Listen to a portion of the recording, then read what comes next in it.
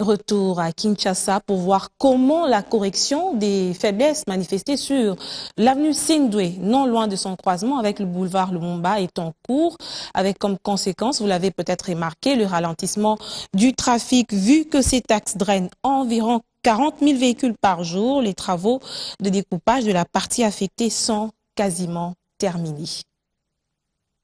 Le travail de correction des faiblesses manifestées sur le boulevard Sendwe a commencé par le décapage du tronçon affecté et la purge des matériaux jusqu'à 1 mètre de profondeur.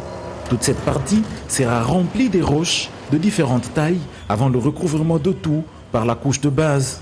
Entre les roches seront placés des tuyaux PVC appelés barbacane qui enverront les eaux qui pourraient remonter vers les caniveaux.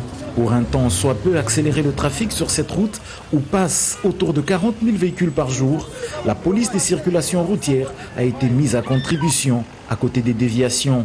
Pour le ministre des Travaux publics, Fridolin Kaswechi, tous les projets doivent être pris ensemble car se complétant. Le développement d'un pays, d'une entité, c'est un tout. Si les routes sont construites et que les conduites sont vétustes, les conduites d'eau potable vont certainement provoquer des fuites qui vont casser les routes. Et vice-versa, si les routes sont construites sans prévoir le passage des conduits d'eau, on aura des problèmes pour pouvoir faciliter l'adduction en eau potable dans les quartiers qui en exprimeront le besoin.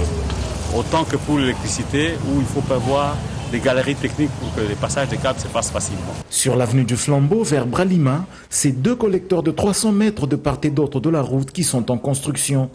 La route s'est dégradée devant Modern Paradise, un imposant bâtiment dont la fosse septique n'a pas de connexion vers le réseau prévu. Conséquence, les eaux ont élu domicile sur la chaussée. Le ministre provincial des infrastructures de Kinshasa interpelle la population. Que la population évite de jeter les déchets dans les caniveaux. Nous voyons dans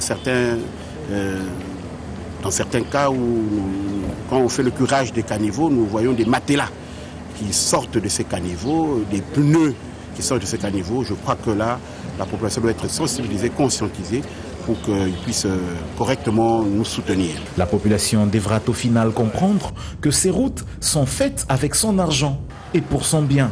Elle doit donc les protéger.